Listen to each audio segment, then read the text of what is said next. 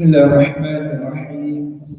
السلام عليكم ورحمة الله وبركاته.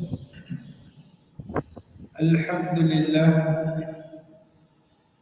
إن الحمد لله نحمده ونستعين ونستغفره ونعوذ بالله من شرور أنفسنا ومن سيئات أعمالنا.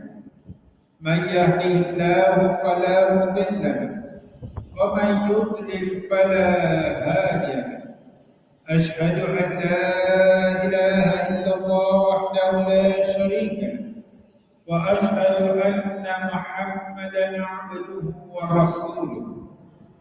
اللهم صل وسلم على سيدنا محمد وعلى آله وصحبه أجمعين. أما بعد.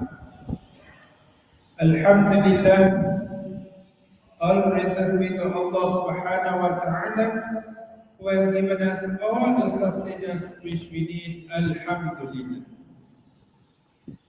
My dear brothers and sisters in Islam, Alhamdulillah, we had the opportunity again to meet after 2 months break, Ramadan and Shawwal, and inshallah we will continue our discussion in our Kuliah Hadith. We are still in the topic of Janazah, Kitab Janaiz. If I'm not wrong, 2 weeks before we go on Ramadan break, because the week before and another week before we discussed about preparing ourselves for Ramadan. So last discussion was bathing the janazah, where we have listened and discussed hadith which Prophet sallallahu alaihi wasallam has explained that when a Muslim pass on, when a Muslim dies, it is our responsibility, the living person, to bath the janazah. We bath the janazah before we can conduct the janazah prayer. Regardless, we are performing the prayer in the mosque, under the white tent, or at home. Now we are already free from COVID, so we can do janazah prayer at home. Some they do under the block, or some has a white tent nearby the block, they do over there. It depends on their comfort. Some of them, they stay nearby the mosque. They want to do in the mosque. So before you can perform the janazah prayer, so it's important for us to bath the janazah. So that's the first part. And who can bath the janazah? Male janazah, only male will bath the janazah. Female, only the female. But the family members, let's say the father passed away, the wife, maybe the deceased wife, his daughter-in-law, granddaughter, sisters, mother can bath the janazah. Okay? Only those who are not related mahram. Mahram means those who mahram means those we cannot marry. I mean, I cannot marry my sister. I'm her mahram. If my father passed away, I will become her wali. That is mahram. I can't marry my mother. I cannot marry my sister. I can't marry my daughter. I can't marry my mother-in-law. That's why there is a qaida. When you marry a woman, maybe the qaida is like this. When the akad is the ijab and qabul, the mother is haram for you.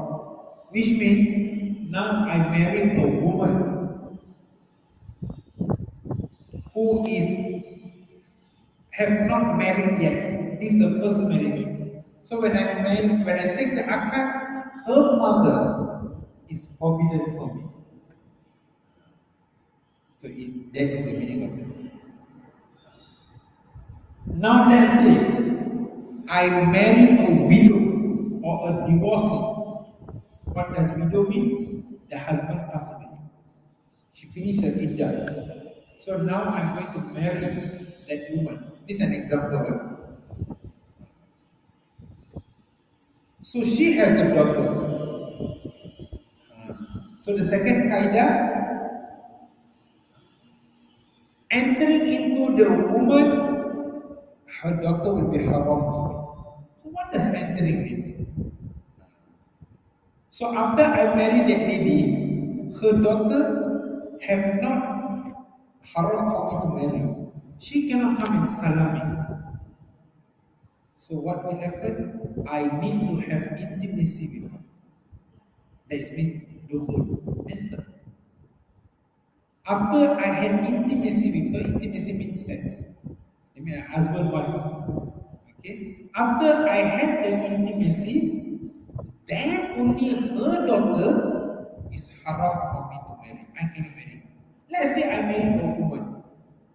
After hijab, couple, everything at night, I'm very tired. She also tired. Nothing happened between us. We sleep. Tomorrow morning I wake up. Suddenly her daughter just come back from overseas. I see, wow, the daughter so pretty. This is just an example, right? Okay. The daughter so pretty. For sure, because she's here. And the daughter also like me. I tell her, I divorce you. I want to marry your daughter. Can or not? Can. Because I have not entered into her. But let's say, that night, we already have intimacy. Finish. Tomorrow morning, I see your daughter pretty. That's why the qaida is, when the ijab qabul is signed, my mother-in-law is forbidden for me to marry forever. Let's say the woman I marry, she passed away. My mother-in-law, still mother-in-law. If I divorce that lady, mother-in-law is still mother-in-law.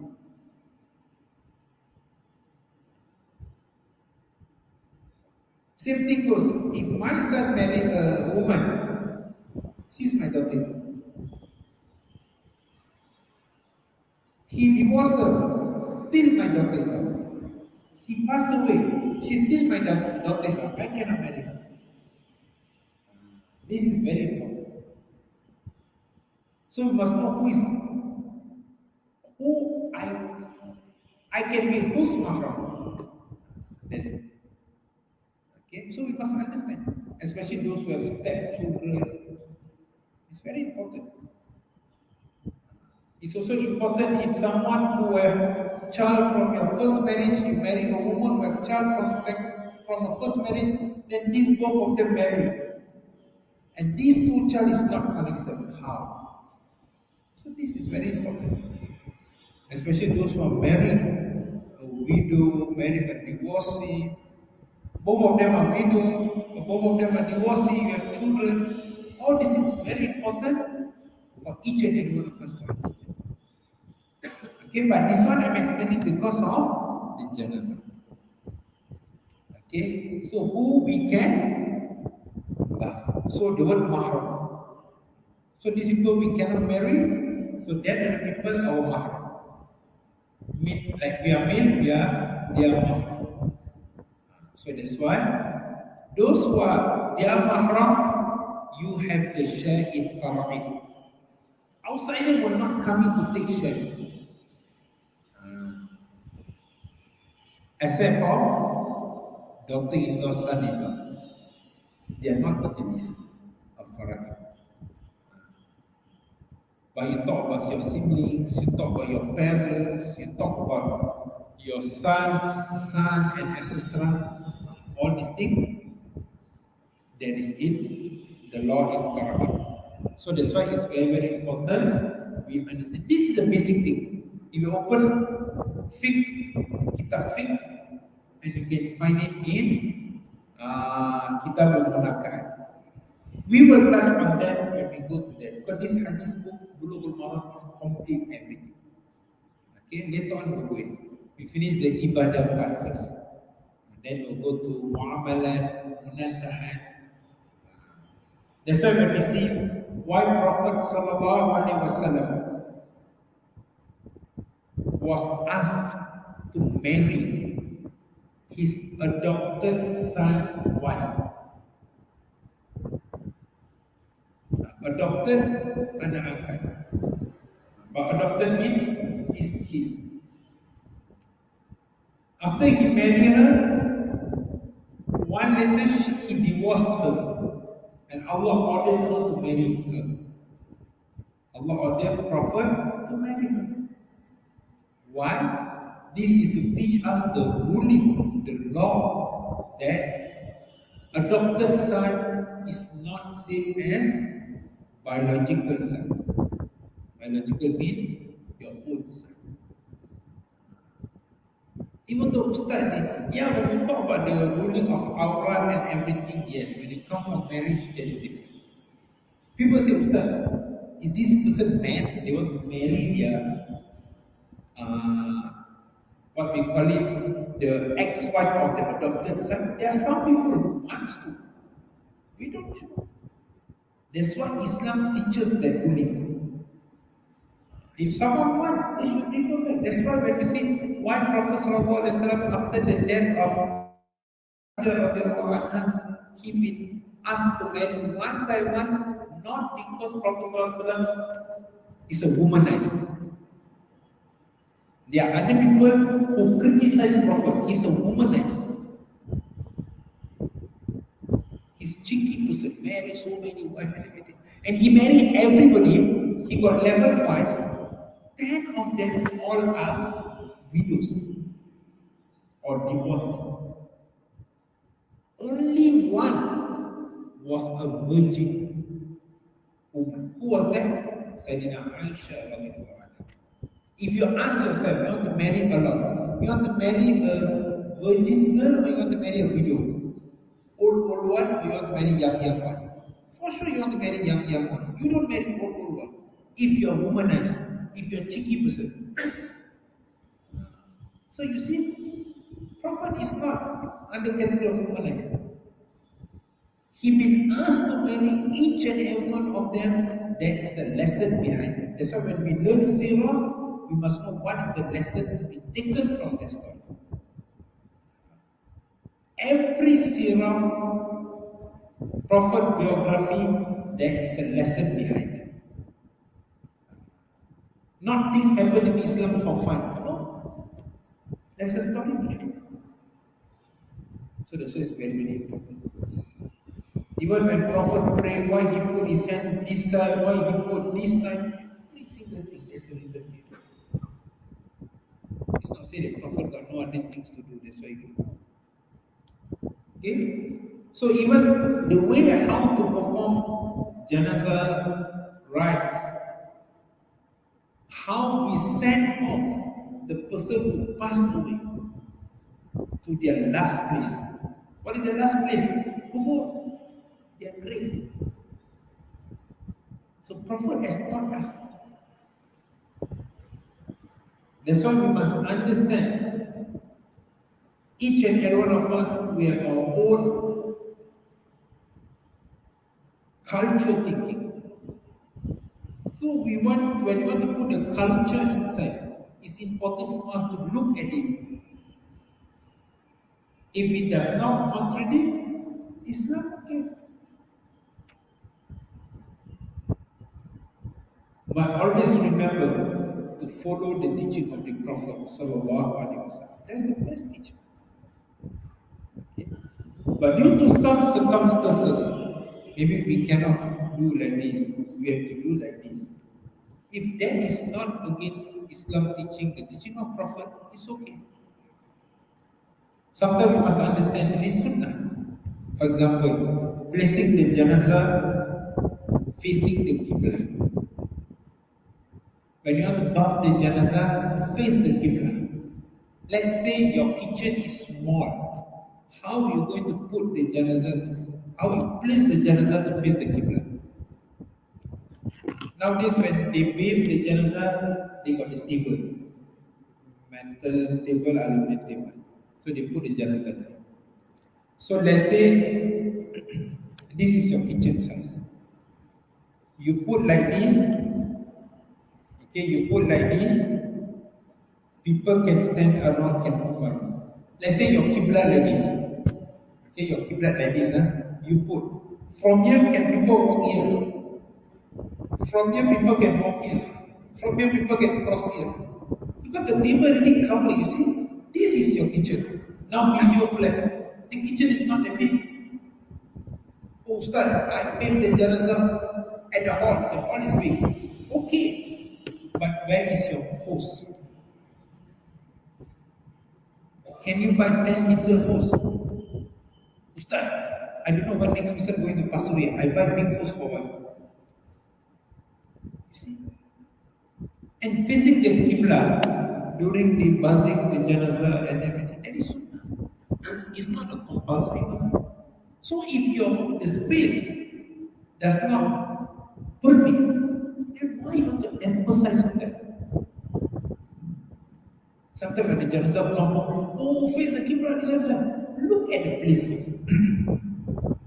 If you all can remember, when we first start to discuss about Kitab is the chapter of funeral, then I reminded myself and everybody that when we attend someone's house who passed away, we try to help them, assist them to reduce their stress, not to increase their stress.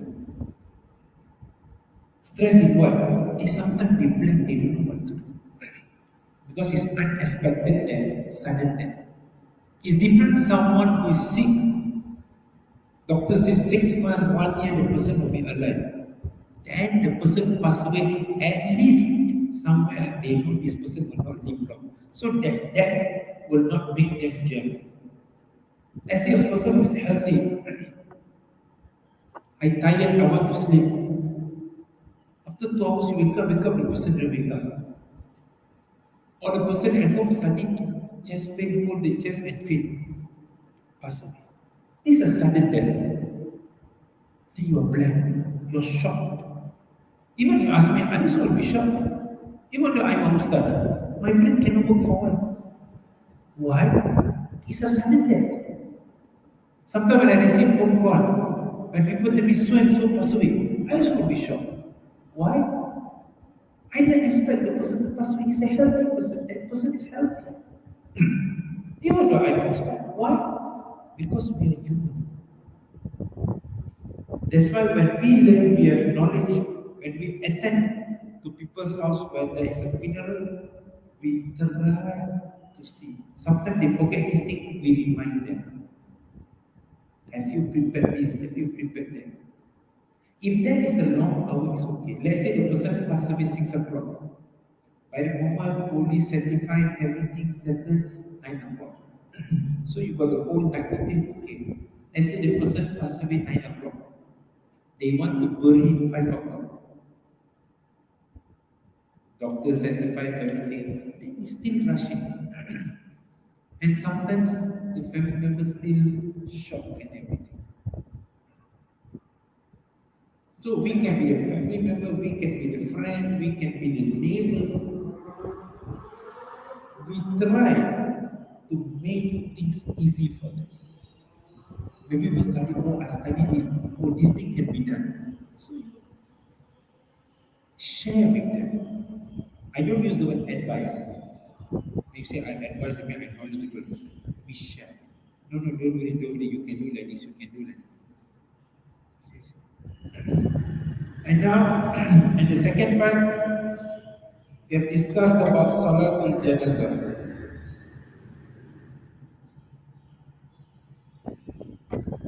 And that Salatul Janazah, we have discussed about Prophet leading the prayer for some of the Sahaba was passed on the time when Prophet was there. And also, there was a hadith where there was a lady, a woman, who used to sweep the mosque.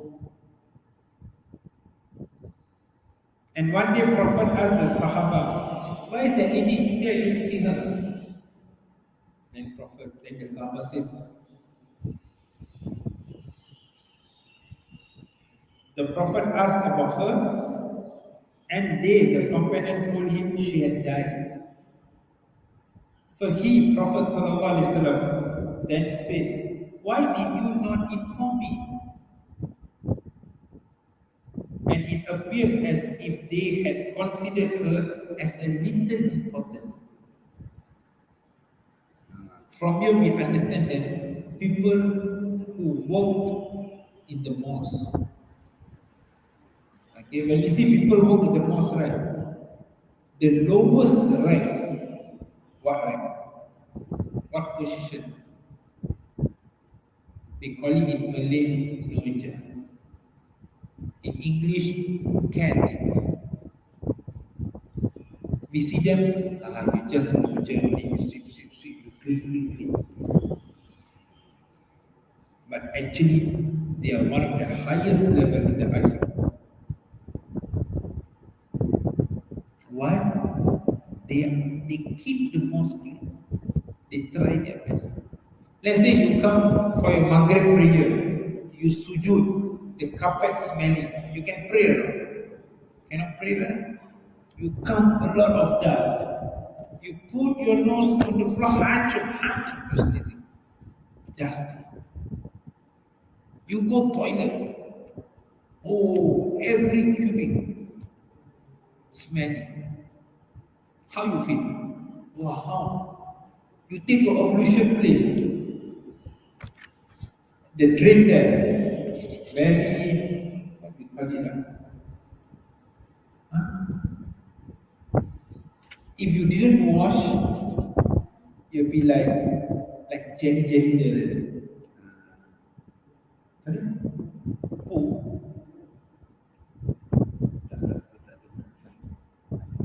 Okay, I hope you all understand what I mean. Let's say you want to take wudu, it's like slippery like that.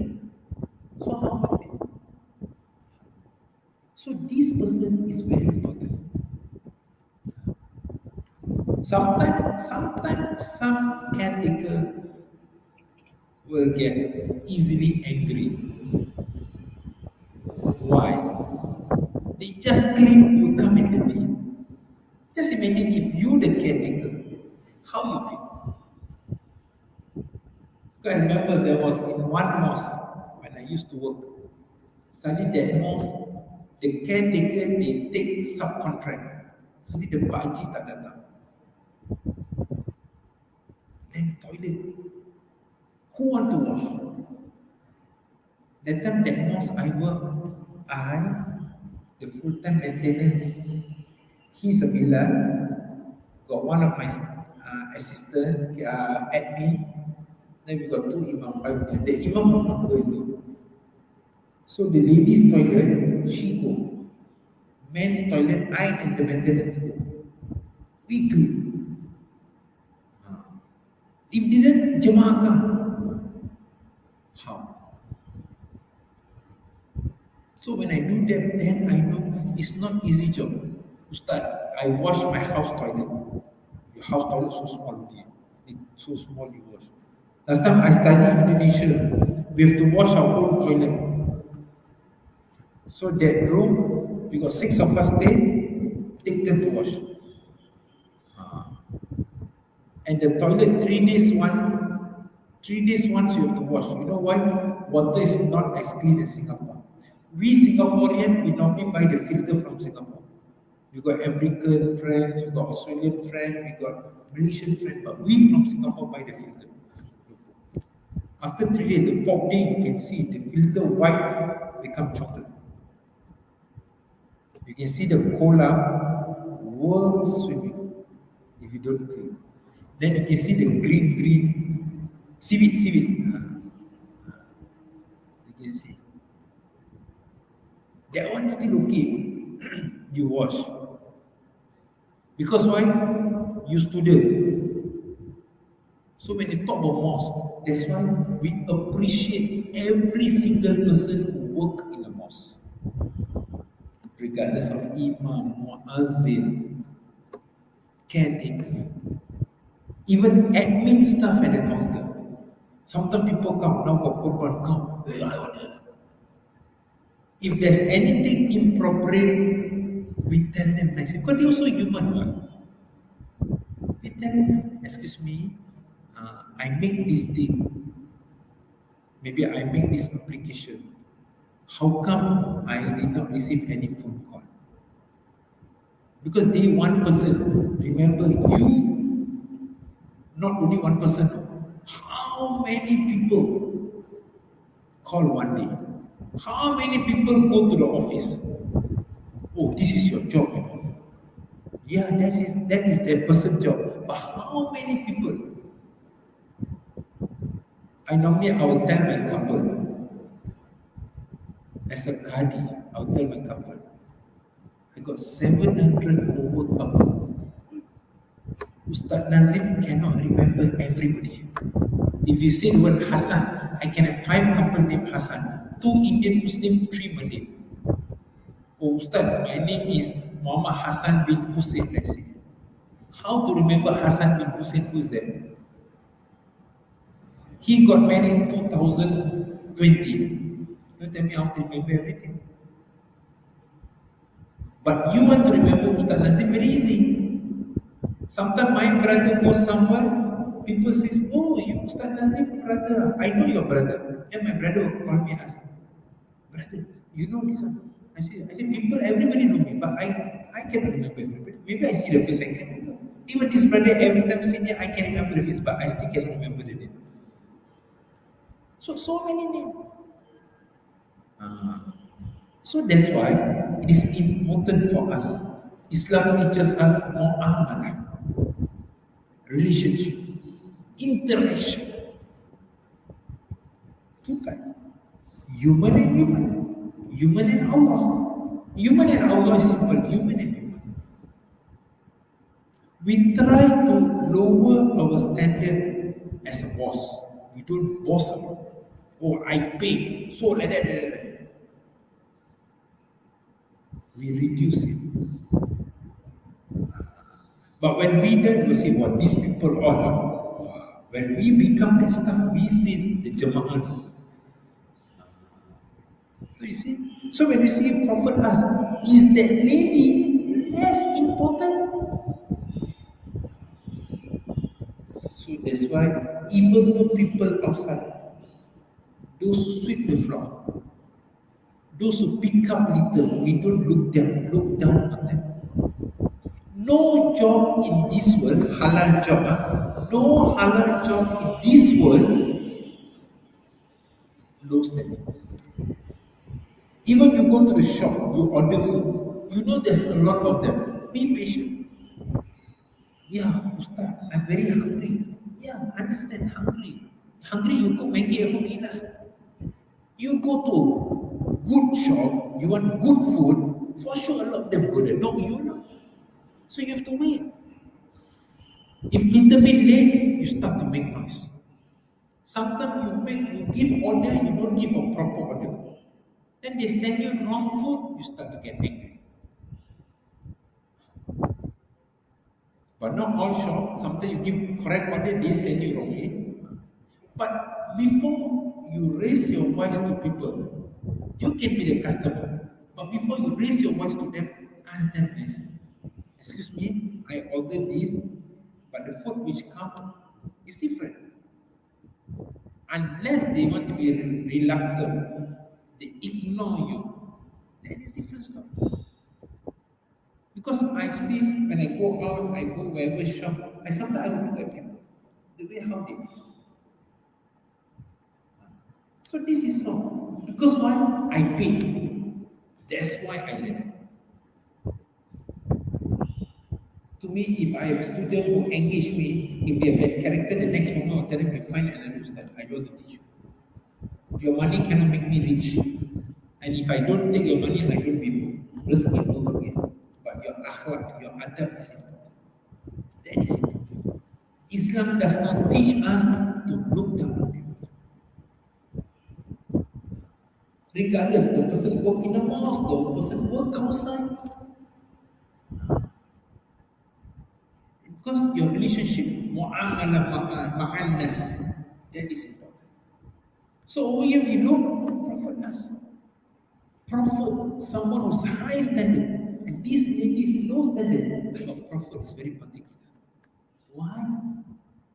Her contribution is a lot.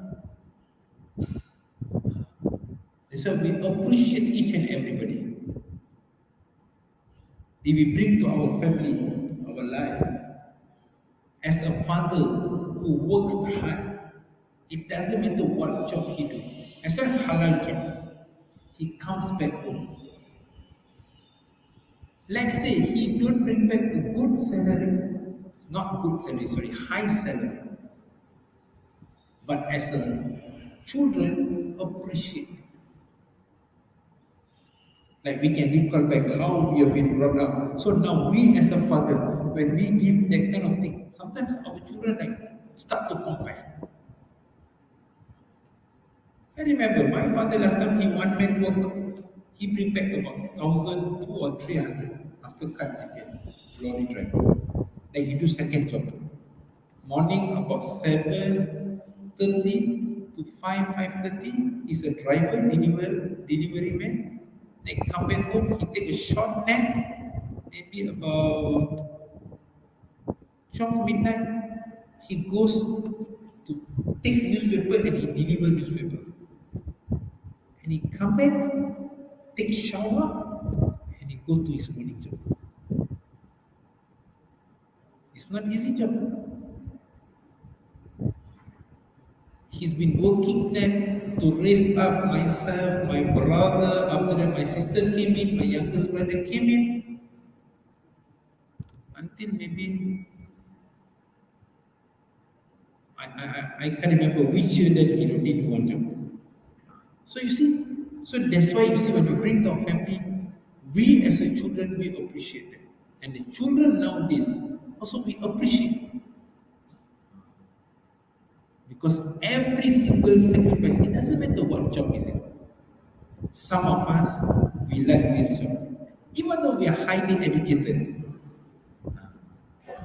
some of them, they can have a degree, but they do what? I like to do this business. Some of them study good, but they open their own restaurant. They like cooking. So there's no job to look down. But only think that how well we work, how well we get the living, halal and tayyib. So we come back to this hadith. Then after that, Prophet said, "Show me her grave." And then Prophet, and when they did so, he prayed for that, prayed on her. Let me pray for that lady who has passed on. So you see how Prophet emphasized about praying janazah upon a person who has passed on.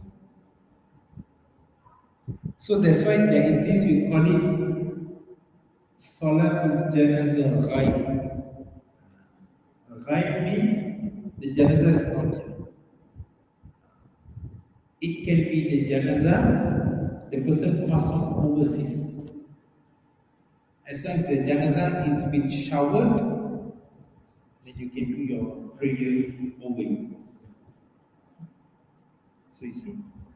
Sometimes you see people pass on at Makkah, let's say they went for Umrah, Hajj, they get to know, oh, they've been showered in it. Because over there fast, after you shower, they bury. So you get ready, so yeah, they bury it. So you can do janazah, salat janazah, right?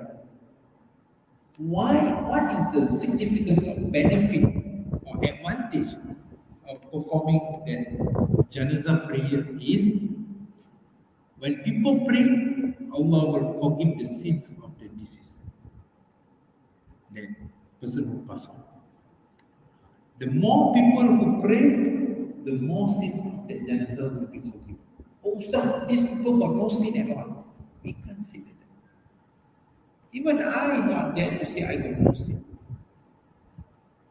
I believe even you ask a knowledgeable scholar, he will never say I got no sin.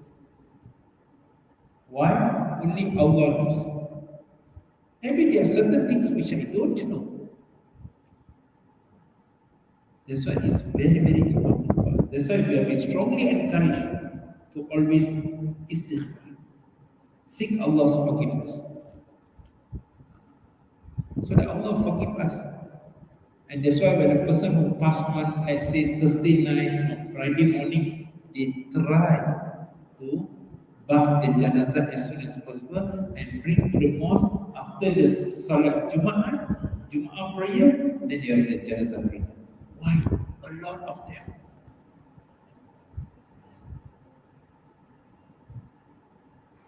I remember that my late grandfather, he stayed at Kitab, stayed with my uncle, he passed on Thursday afternoon, and after everything, doctor checked everything, we can't bury him that day because of perspective fish form. So go to shower and everything, not enough time. Then remember bring to Mahasana Mosque.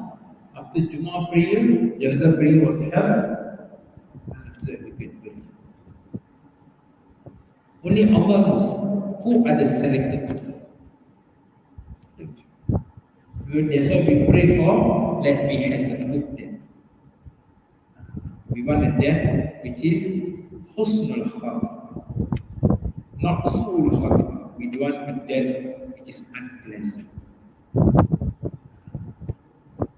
So when we see this janazah prayer, so when we understand the importance of janazah prayer, for sure we will try our best to spare some time to perform the janazah prayer. Even though the person who passed away we don't know. Let's say you come for Zuhur prayer. Allah Akbar. You pray. Suddenly after pray, Salatul Janazah Rahimakumullah. You got time. Come and pray. Oh, Ustaz, I don't know who's the janazah. I don't know the person who passed away. Doesn't matter. The important is you have the time to pray. Unless Ustaz, I need to go back to office. Or let's say your friend is waiting outside to fetch you. Because of, let's say your friend is a non-Muslim, you Muslim, so you come for prayer, your friend go for makan, suddenly he waiting there because you need to rush back. Maybe you got delivery order, all this thing. What purpose? Okay. If not, spend some time. Janazah prayer is not more than 5 minutes. Once you finish, you go off. You don't have to wait for the dua now. At least you perform the janazah prayer. We want when we die, we want a lot of them to pray for us. We don't need the people to come and pray. We want a lot. That's why we ask for good death. Husnul Khatimah. Either we pass on in Makkah when we go for Umrah or Hajj, mashallah. I tell you, in Masjidil Haram, how many of them are there? Millions of people, sometimes. And when we go Umrah or Hajj, every waqtu, there's a janazah. It can be local, it can be foreign. They put together and they will just make announcement. We just stand up and pray. How to do janazah prayer? There comes another question. Sometimes people don't know. Oh, Ustaz, I forget, Ustaz. Not every day I do janazah prayer. I sometimes tell people, I saw not every time I do. Then you say, you Ustaz, yeah, but not every time I so you want, I also forget. It's important we understand. That's why when we learn, when we study, we don't memorize for the sake of memorizing. We understand. Janazah prayer got 4 takbir. And that is the one prayer where there is no ruku, no bowing, no sujud, only stand. That's why when you talk about Janazah prayer, when you make your sound, people stand like this. They will not stand like that. Why? You don't bow, you don't ruku. So you stand nearby. And you make your intention. Ustaz, I don't know. Is Janazah male or female? Maybe you come in after they make the announcement. If you are the behind staff, you can ask someone. If you are in front, you can see where the Imam standing. If the Imam stand the head, that's male. If the Imam stand in the center, that is female. I say this is the janazah. Ustaz, how to do which one head, which one leg? Where the Imam stand? If the Imam stand here, the Imam stand here. If he stand here or stand here, we know there's the headline. Okay, sometimes you don't know. You want to ask people so you don't know. So see where the Imam stand. Imam will stand here or Imam will stand here. Imam will not stand here, Imam will not stand here. It's either here or here. Okay? So if the head is here, he stand here, that means it's a male janazah. It's a male. If he stand here, it's a female. The stomach. If let's say there's 2 janazah, one male, one female. So how? This is the male, okay, this is the female. Correct? So the half, so Imam have to stand here, right? So the head will be here. So this is the female, so this is the male. The head is here, so the Imam will stand here. Okay? So the Imam will stand here. This is the male janazah, this is the female janazah. How will the Imam will stand here? This is the head, this is the stomach.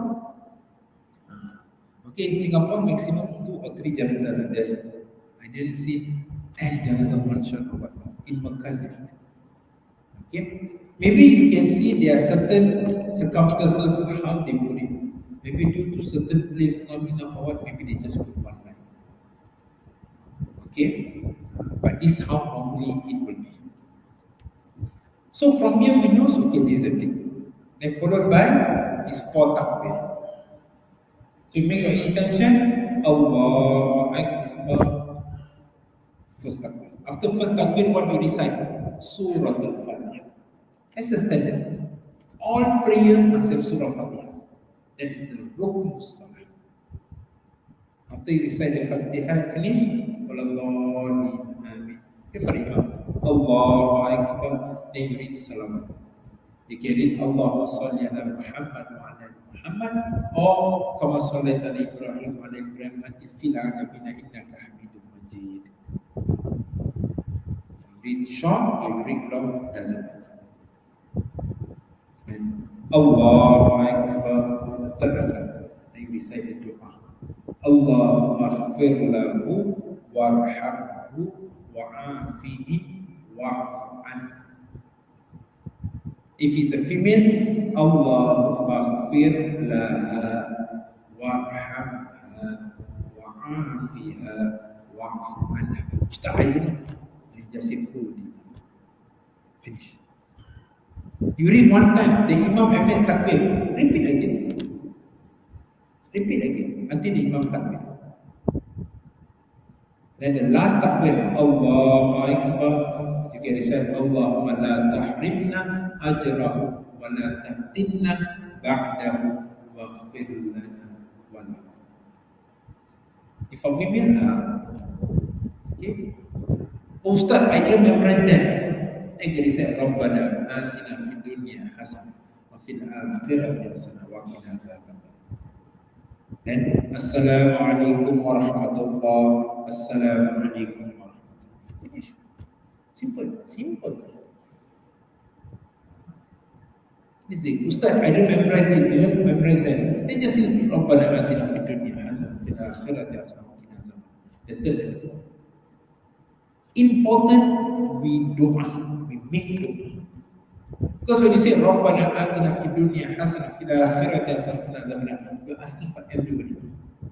Oh Allah, give us good in this world and give us good in next world, the year after, and also save us from the hellfire. So you asking that. Settle.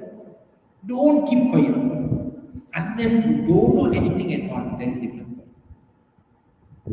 But he knows how to do the same thing you see when you go Umrah, Hajj, you go Tawaf. Maybe you didn't memorize, you cannot read certain things. You don't know what to read. You don't keep quiet. The worst, you zikir Allah, Allah, Allah, Allah. Don't tell me Allah so you cannot say. So you see. No, you go keep quiet, you see people, what they do, like you see movie like that. No. Then your objective defeat the purpose. So that's why when we pray Janazah prayer, after takbir, we read what we can, Surah Fatiha. Second one, Salawat. Third, Doa. Allah maghfir lahu warhamhu wa'afihi wa'fu. So if you don't know this Doa, then read Rabbana atina fid dunya. How you can remember this Doa? Whenever we hear someone pass away, we Doa for them. When we supplicate for our parents, we Doa. When you recite this, you recite that, this will be stick on your head. You will never forget. The problem with us, we don't always practice. When the time comes, then that one for sure you can remember. I believe everybody got someone who has passed away from their family. So you always make that Doa. Okay, wallahu a'lam bissawab. Inshallah, Allah wills, we will continue our discussion next week. Thanks a lot for your time. Let's end up this session by saying tasbih of Rasulullah to us. Subhanakallahumma bihamdika asyhadu la ilaha illa anta astaghfiruka wa atubu ilaik. Bismillahirrahmanirrahim. Wal 'asr inna insana fi khusr illa alladhina amanu wa 'amilus salihati wa tawassaw bil haqqi wa tawassaw bis sabr. أقول قولي هذا وأستغفر الله العظيم لي ولكم وبالله التوفيق والهداية والسلام عليكم ورحمة الله وبركاته.